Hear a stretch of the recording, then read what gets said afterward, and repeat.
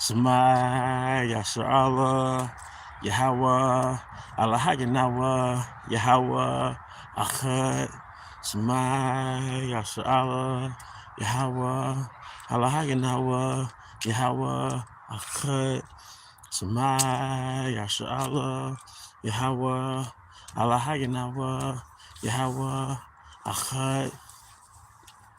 Rocket the Yahweh, Rocket the Yahweh Shai, Rocket the Yahweh, Rocket the Yahweh Shai, Rocket the Yahweh, Rocket the Yahweh Shai, Bahashem Rakha HaKodash. I want to give double honors to our elder apostles, elder bishops of Great Millstone who rule well, as well as peace and blessings, health and wellness to the house of David the elect. I was a high spirit and a lawyer, and today I want to go into a topic entitled Perfecting the Kingdom Within. Perfecting the kingdom that is within. All right. And I've been meditating on certain things, you know, in its truth, it tells you that they that are of Yahweh Shai are a new creature. And that new creature is that inward man, that hidden man being activated. So when you wake up to Yahweh Bahashem Yahweh Shai, you're no longer living after the old man, after the physical man, after the devices of the flesh. All right, you're now living and pouring into the hidden man. But oftentimes, more than less, all right, we find ourselves stumbling because we live in this flesh. All right, and sometimes the devices of the flesh take over.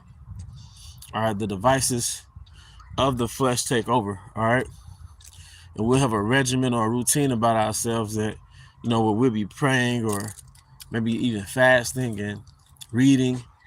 Then somehow the flesh takes over and you feel as though that you've been demoted from your higher self, so to speak, as though you fell from heaven, as though you fell from a higher place within your mind. But you know, you have to know the fundamentals of this truth, and the fundamentals is that you're gonna have low points. 2 Corinthians 12, the Apostle Paul said that the Most High sent him a thorn in the flesh, all right, lest he become proud. He allowed Satan to send him a thorn in the flesh. That's a lot. Lest Paul becomes proud. And in the New Living Translation, it says, lest I become proud.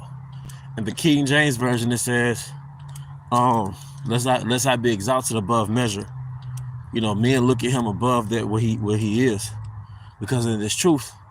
And this time we're in, it's about Yahweh Shai. It's not about us. It's not about us. It's not about us. You know, we can become proud by nature. It's not that you're an evil, dark person, but it says we have this gift in earthen vessels, and it's this ethereal gift that we have, this special gift that we have within us. We have it in an earthly vessel, and it tells you that knowledge inflates the ego. Knowledge inflates the ego. But I wanted to go into was the routine that we have to keep us in the spirit, keep us, you know, in our higher self, as they would call it, you know. And you know, brothers make an effort to let go of certain habits that's draining for the spirit, and it makes you feel depleted in the flesh. All right, well, there's certain things you eat, certain things you consume, all right, certain people you're around, or just certain habits, man. You can fill in the blank based off of your personal thing, but it all engenders the same outcome. And the outcome is that you feel more carnal. Your spirit is depleted, is drained, you know? So, but what I want to share a certain perspective, I want to share a certain perspective to help brothers in their journey, something that was revealed to me, I want to say the other day, like yesterday. All right. When you start a business, all right, your routine about yourself, all right, your system, all right, it's like you starting a business, right? When you starting a business, you're not going to come in with a perfected system in which you run that business with. The system that you is not going to be a perfected system. You have, it's really a trial run. All right, so you might have a poor habit, right? That you might be able to suppress for maybe a week, a month, a couple months. Then it might take over your spirit, and next thing you know, you succumb to that poor habit, right? And then you fall to a lower place in your mind. All right, well, when you're at that low point, this is a very vital point, because you figure out stuff. You figure out what made you fall. You figure out what made you fall. Then you figure out what makes you get back up. How do you accelerate your recovery process? All right. So now at some point, you're going to get back into that higher place if you persist. Okay. So going back to starting a business, when you start a business, all right, you're going to run into obstacles. You might have your customer might complain about a particular product that you sell, or you might, if you have an actual physical business, you might run into inspection problems or pest problems or whatever it may have you, things that you may not have been anticipating. So you run into these problems, and then what happens? You come with a solution, and you mark down the problem. And when you find a solution, you mark down a solution. And this is going to happen for weeks and months on end. So going back to your personal life, these problems that you encounter that hinder you, you reflect and you start to figure out what caused the problem and how do you dig yourself out of that problem. And once you figure that out, all right, you basically jot it down. You might have a journal, but as time progresses, months and maybe years on by, what you're doing is perfecting your system. Within you is a kingdom. All right. The first steps to building a kingdom is taming the land. So you see territory, all right, you conquer the territory. You go to war with the people of the land, and you conquer them or whatever it may have you, right? All right. So then you put that land under subjection. Well, that's like unto your flesh. The first rules of this truth is conquering the flesh. Because this is a life to live after the hidden man, the inner man, the angel that is within. All right. The son of Yahweh. All right. So the first step to living after the hidden man, not the physical man, is conquering the physical man. All right. So the first rule is you first conquer the land, then you set your system within that land. So you conquer the land, then you implement your system, your government within the land. All right, your government is your kingdom within. But first you have to conquer the land, right? The inhabitants of the land, or tame the land, so to speak, and clear out the land and implement your system. All right, you're colonizing yourself, so to speak. Same thing with yourself. Same thing with your life. You're conquering that animal nature in you, right? That we all have. And then the goal is to implement a system of self-government. All right. But that system is not going to be perfect, because you're doing it in an imperfect vessel. But so when you're going through your trial runs and you're what they probably would call a simulation, because before you do things, you might have a simulation. All right. Really, when you go to pursue certain levels of discipline, you're going to have trial and error. You got to look. Check this out. That squirrel was running with like a piece of bread. He hauling butt too. You know.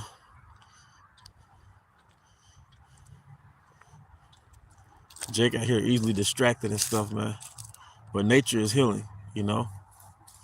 Nature is healing. But going back to the system or kingdom within, hence self-government.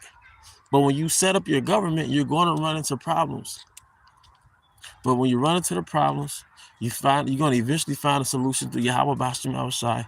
Then when you get back on your path, now you have more information on how to deal with that problem. Next time you're going to have a preventive measure to keep that problem from ever coming to surface again. All right. So what you're doing is you're perfecting your kingdom within. Once again, first you see a piece of land, you tame the land, you conquer the land.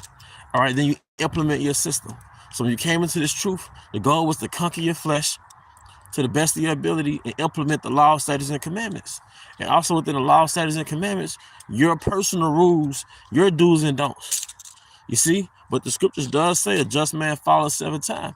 So there's already a playbook on how to deal with our flesh and the things that's gonna happen with us while we're in this tabernacle, this flesh, man. All right. But you're perfecting the system, man. You know, if I was successful in letting go of certain things when I first started, I would have never figured out certain solutions to get back up again.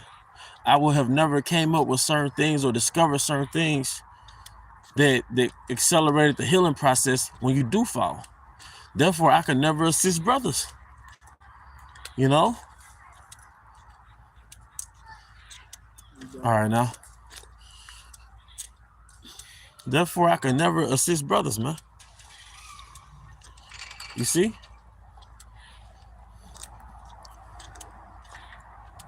And when you never fall and you never have low points, you look at brothers like you might have a sense of elitism about yourself, like you got to one up on them brothers, man. That's why the Most High, if He has mercy on you, He'll strike down your Tower of Babel within, lest you become proud. Yeah, but those low points, man, and first of all, it humbles you. All right. Secondly, it makes you more hungry to get back on track. You know. But this is a war of the flesh and the spirit, man. This is how you have the movie The War of the Planet of the Apes and the Dawn of the Planet of the Apes, the Rise of the Planet of the Apes. First, you have to overtake the enemy. Then you set up your system. All right? Hey, 1 second, I can take a call. You know, I don't want to miss nothing. It could be emergency, a lot. But, what I was going to say, yeah, so there's the whole, what I've been meditating on in the spirit is there's a war within. And I don't know how many brothers are able to, type up scriptures, but if a brother can put up the scripture, it might be in Galatians, how the spirit war against the flesh and the flesh against the spirit, just for edification's sake, And I'm not a know-it-all. I didn't figure out nothing by myself. I'm a child of Sophia. I've learned everything through the spirit and power of Yahweh Shema Shai, through the elder apostles of Great Millstone, man. All right, but I would like to think this subject matter is sort of my light, We have to go out there and teach on the highways and the byways, and we deal with prophecy. We deal with, knowing who our people are. But I would like to think that part of my light is strengthening the brothers who teach, But wars aren't fought just for war's sake. Wars are fought so somebody can conquer. And after you conquer, you implement your system and you inhabit. So the whole thing is to colonize yourself, man. Conquer yourself and implement your kingdom within yourself. And the kingdom within yourself is the law, statutes, and commandments. Now, that's a microcosm of the saints shall take the kingdom. That's a microcosm of Revelation 2 and 26 and 27. I will give you power over the nations, so to speak, for lack of better words. So what happens? What does it mean, power over the nations? You should rule over them. You're going to rule over them by implementing the law, statutes, and commandments. But first, you have to have power over yourself. So there's a crusade within ourselves to conquer the flesh and implement the law, statutes, and commandments to civilize ourselves. But within that is also particular things that you have to conquer within your daily walk. The water, GMS, four winds, Ba, Dama, Yam. Galatians 5 and 17. I'm sorry, I started 16. This I say then, walk in the spirit, and you should not fulfill the lust of the flesh. For the flesh lusts against the spirit, and the spirit against the flesh. And these are contrary the one to the other, so that you cannot do the things that you would. All right?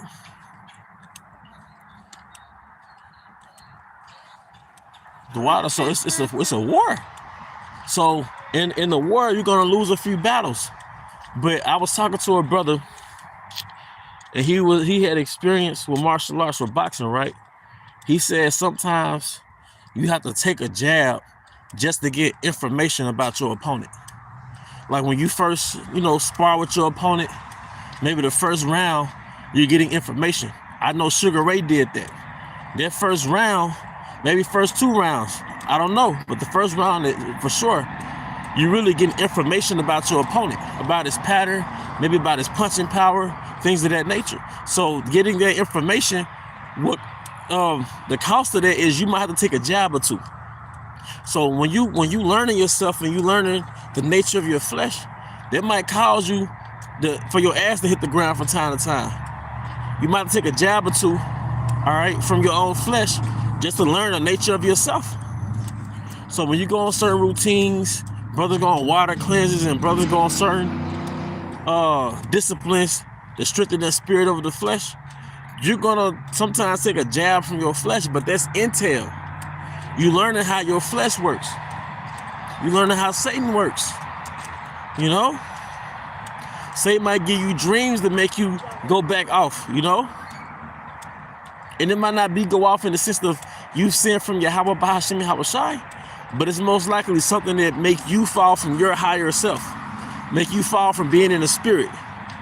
You know? Higher self meaning you was on point with that hidden man. So the reality is when you go on these certain times of discipline, certain journeys of discipline, there's going to be certain points where you got to take a jab from the flesh, take a jab from Satan, but really you getting intel to see how he moves.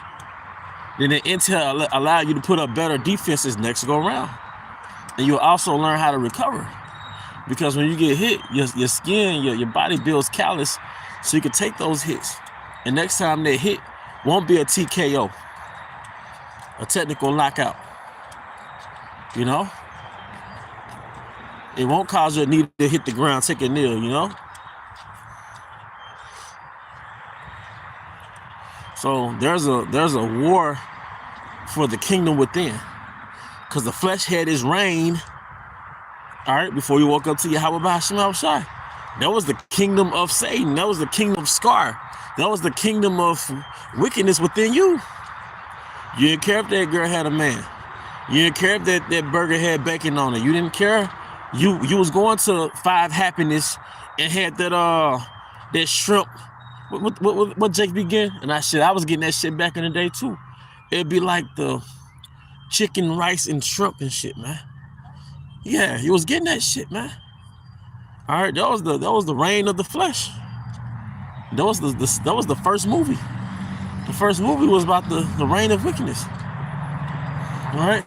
So what was going on within us, what's going on within you and me, is a microcosm of what's going on in the earth. All right. With Esau being in the driver's seat of rulership, he represents the flesh ruling the planet Earth. When Yahawashi comes back, all right, that's a macrocosm of us coming into the truth and conquering our flesh. The way Yahawashi is going to come back to this planet Earth and conquer the earth. He's going to conquer Esau, Edom. And that's going to be symbolic for the spirit having reign over the flesh. Did it not say that the 2 sons wrestled in Rebekah's womb? That was symbolic for the flesh and the spirit warring against each other. So right now we're in the rulership of the flesh, but in the kingdom to come, we're going to be in the rulership of the spirit, the rulership of righteousness. And it's going to engender peace, because when the Most High has mercy on you and you have spaces of peace, when you've won these battles within yourself, these battles where your impulses don't rule over you, you experience peace. You experience joy. You experience bliss. When you win the war within, you experience peace. All right, you experience joy, man. All right.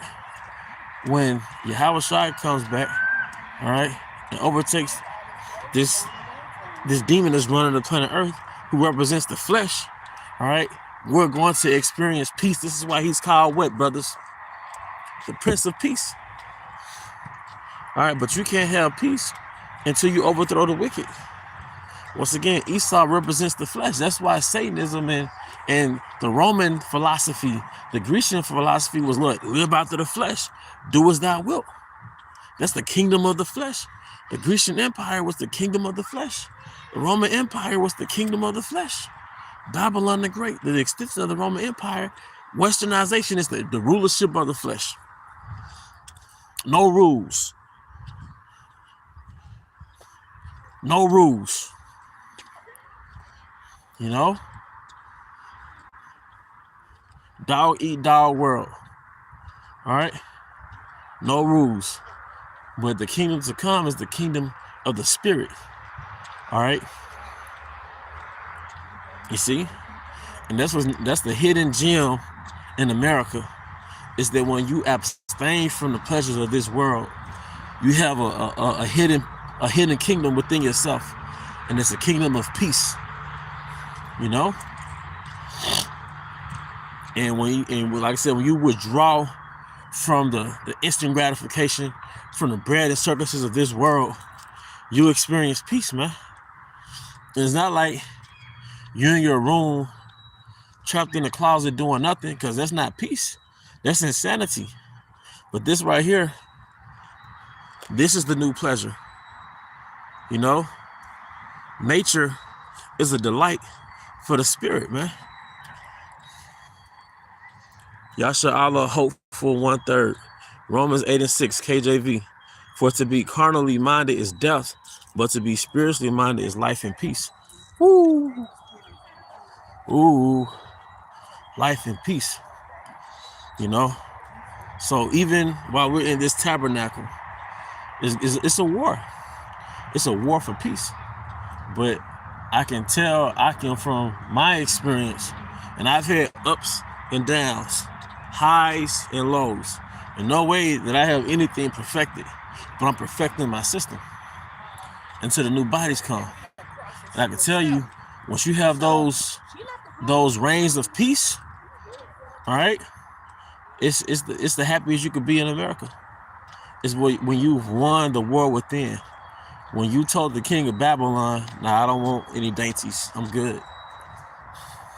When you conquer those impulses, those times when you conquer those impulses, you withdraw from Esau's engineered little dainties, man, you have peace within your mind. It's an inner peace.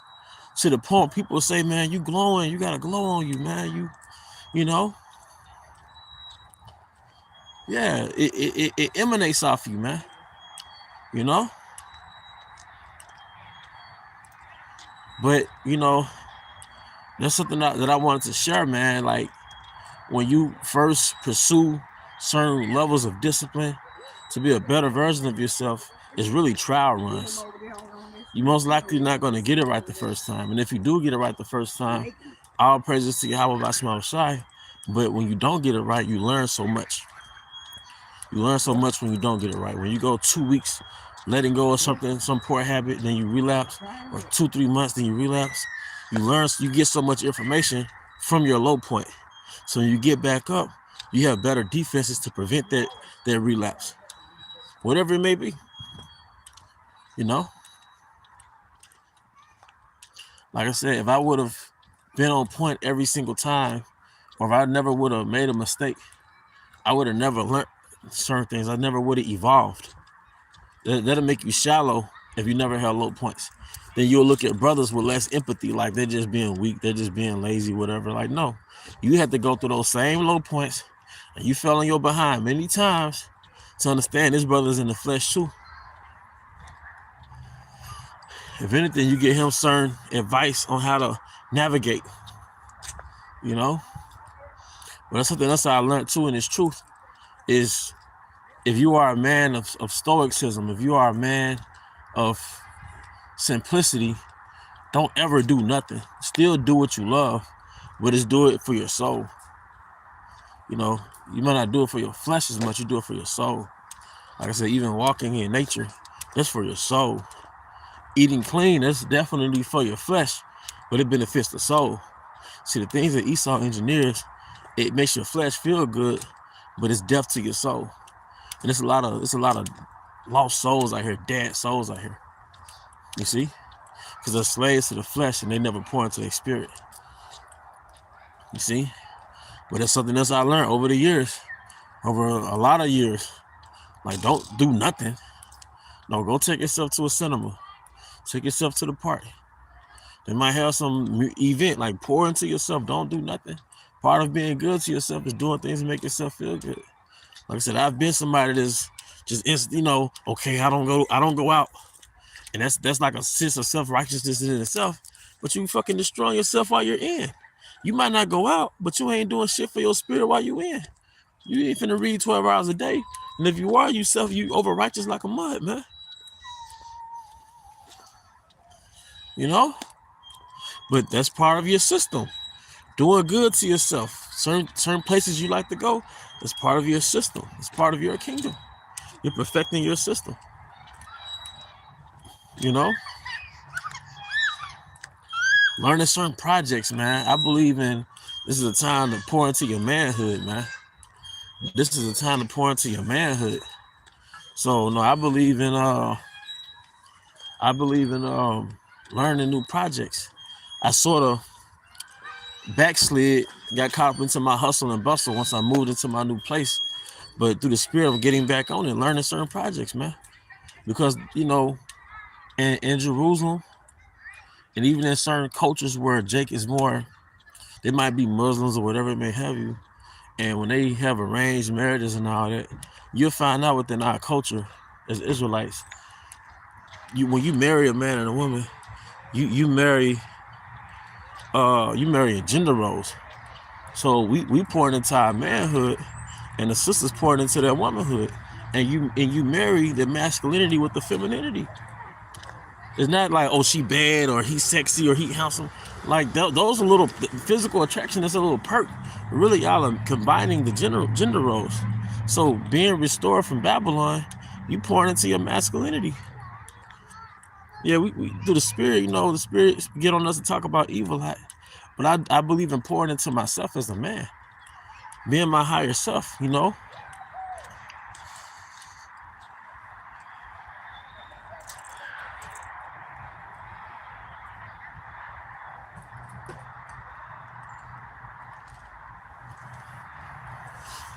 But yeah, for sure. The word is definitely what we love. I'll just read it in a comment. The word is definitely what we love. But you'll find that you can't just read without your mind rebelling. Some brothers can do it better than others, but you have to have certain activities that allow you to reset your mind so you could be in the spirit, Everything you do is really for the word, but because we're in the flesh, and the word is like manna for the spirit. Because you're in the flesh, you got to step away from the word and, like I say, go walking or, and that's the spirit the horn blew when I said go walking. But you got to do certain things for your soul so you won't just burn out in the spirit, man. I have something I want to say. Like, okay,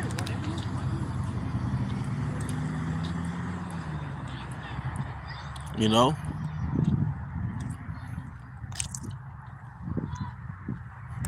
But definitely, man. But I mean, that's pretty much the point. It's pretty much the point, man. You're perfecting your system within, and you learn from your mistakes, and you document your mistakes. You figure out what made you make that mistake, and you build from that. So the next time you may be able to dodge that jab that the flesh or Satan throws at you. But you might have to get hit a couple times to learn who you are. But you don't want to jump in. You didn't come into this truth and you didn't literally become perfect. All right. You came into this truth to be perfected. You see? So you can't have this. It's not wise to come in this truth with a mindset, I'm going to be perfect. Or when you practice certain levels of discipline to get you more in tune, I'm gonna get it right the first time. The odds you getting it right the first time is slim. But you learning yourself. You getting information about Satan. You get information about your flesh to know how to dodge him the next time. Hey, yeah, skateboarding is cool, man. I know a brother with a scooter, electric scooter, Sometimes I want to say fuck a car and I get a scooter, but, depending on where you stay, you got to have a car. And I know I got to have a damn car, But that stuff is therapeutic, man. Bicycling, bicycling keeps you from putting so much weight on your knees. Because I like to go jogging. But my last job, it puts some, it kind of damaged that, you know what I mean? This job that I have now. So the apostle, he was like, it's not really good to jog on concrete. So I've been jogging more on a treadmill, but nonetheless, it's good for my spirit. But I'm not gonna hold you brothers and sisters up. I think the point was pretty much made, you know. But with that, I want to give all honor and glory to Yahweh Bahashem Yahawashi, Bahashem HaKodash. I also want to give double honors to our elder apostles and elder bishops of Great Millstone who rule well, as well as peace and blessings, health and wellness to the house of David the elect, Abab Abab, Kamiyah Shalom, Shalom. Khan. Hey, tell them brothers the Hive said Shalom, man. Shalom.